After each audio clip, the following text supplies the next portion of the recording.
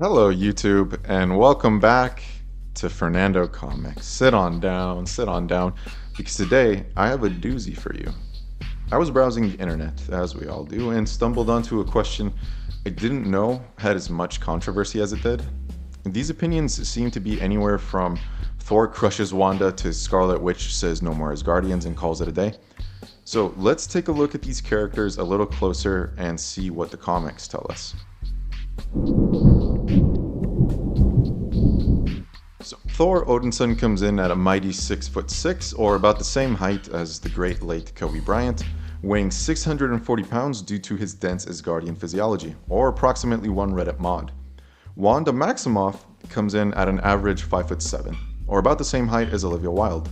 She weighs 132 pounds, or approximately 507 bananas, for scale. Believe it or not, for two characters who have such a shared history as these two, they've only fought 3 times. At least from what I've been able to find.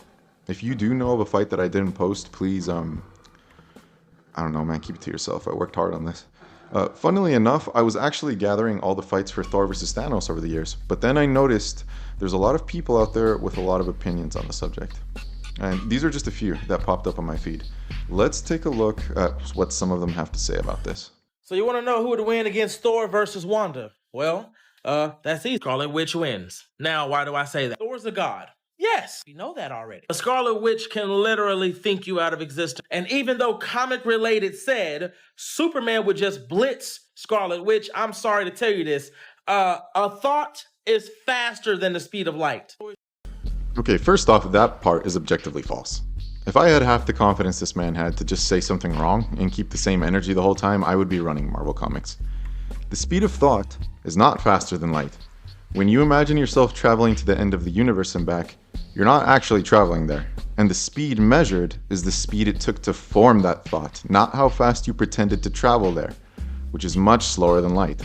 Who wins in a fight between Thor and Wanda? This is brought to you by Ernesto. He wants to know who wins between the comic versions of these characters. Now, I'm also going to talk about the MCU since Thor versus Wanda is still a debate for some reason. I am far from a Wanda stan. I've never been a huge fan of Wanda. I like Thor more. Thor's one of my favorite MCU characters and Marvel characters, really. But if we're being absolutely honest with ourselves, whether it's MCU, whether it's comics, Wanda's taking out Thor. For y'all that don't know Wanda's power, I suggest you read the Darkhold comics. They're actually pretty fire, I might add. But yeah, no, if it's base Thor, right? If it's base Thor, Wanda's taking him out. She simply out-haxes him.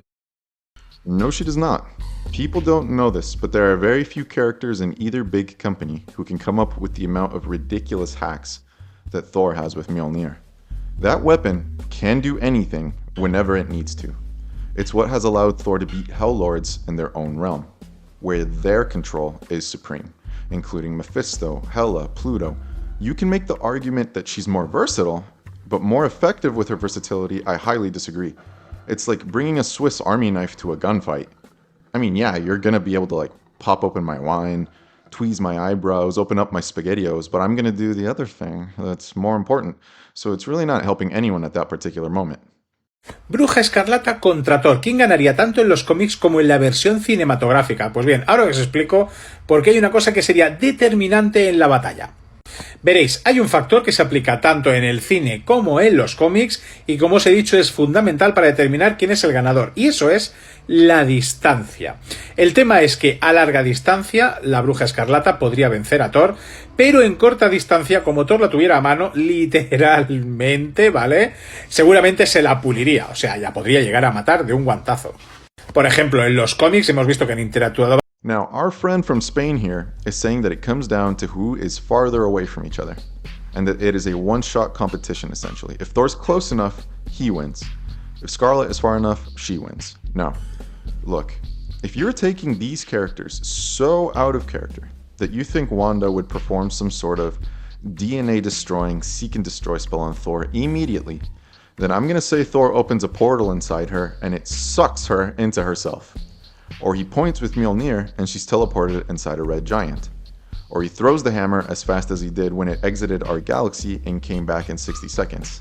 And given that he has lightspeed reflexes, he would be able to do this before she could form that thought, if you want to go this way. These aren't tactics these characters use typically in a fight.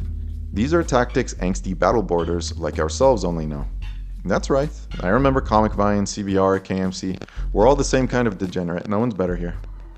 Furthermore, it's important to note that Wanda, for her biggest feats like No More Mutants, has always been amped.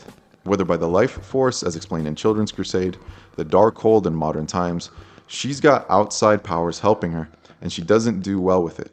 It breaks her mind.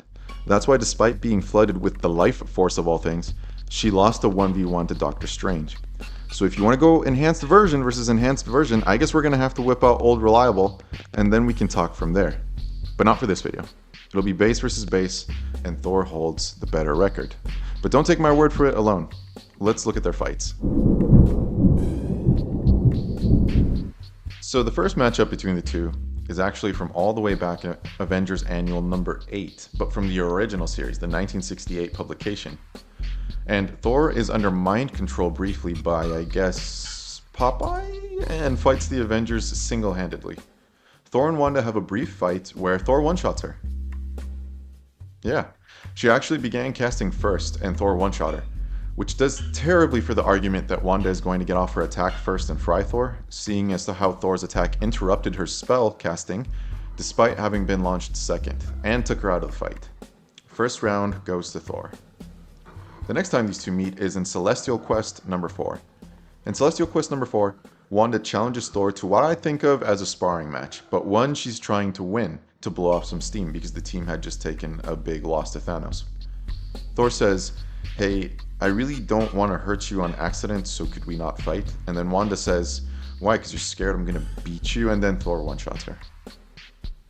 And gently pins her to end the match. Wanda actually got the jump on Thor this time as well, but a casual hammer toss from Thor was too much for her to maintain concentration, and that gave Thor enough time to pin her, and that is 2-zip.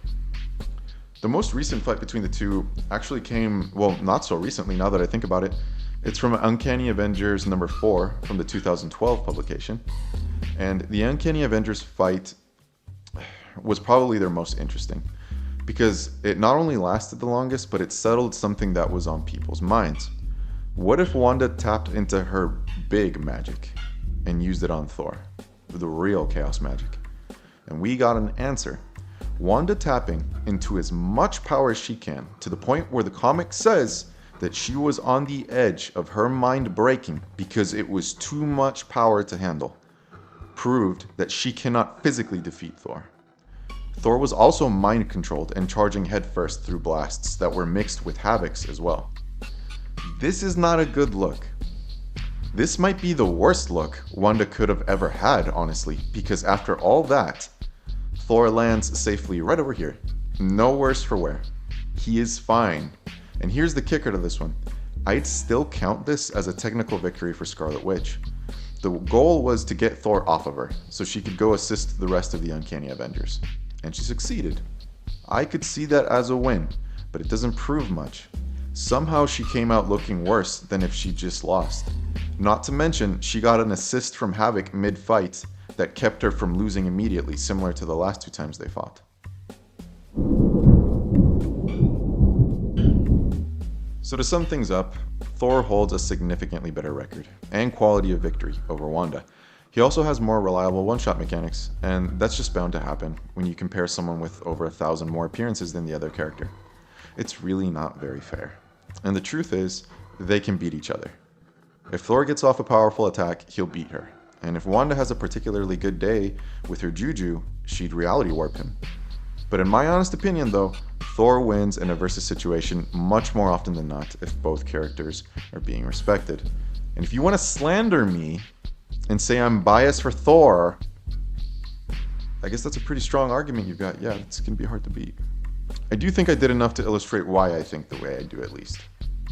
And with that, I want to say thank you so much for making it to the end, you guys. I have fun doing this just because I get a chance to talk to you guys, and I like responding in the comments after that. So I'm really looking forward to saying hello, seeing what you thought was good, seeing what you thought was bad, seeing where you agreed, where you didn't. That's the best part of the day, so I will be looking forward to when this is posted. And for now, I will see you all in the next one.